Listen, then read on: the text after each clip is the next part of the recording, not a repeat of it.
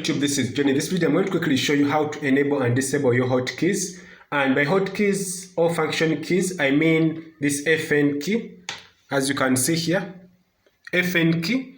So with the FN key, when it is enabled, you can be able to use like increasing light.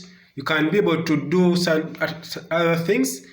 So if it is not enabled, sometimes you have to click F. As we're going to say, you have to click FN so that you go to the buy system. You have to click FN to go to the boot menu. So let me power on the computer, and then I'll be able to click FN and the F2 so that I can go to the buy system. Sometimes it is so hectic, and if you want to disable it or enable it, this is where you go. You have to go to post behavior.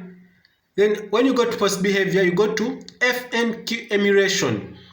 And this function, you have to enable it by clicking this checkbox.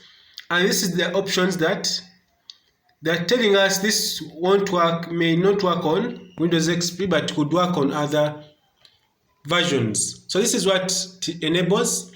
So if I click apply, I'll be able to use FN to increase screen light.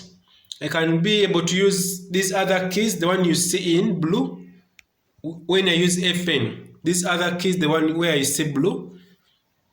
So this is how you do it, and when I go and restart, I will click F2 so that it can go direct to the buy system.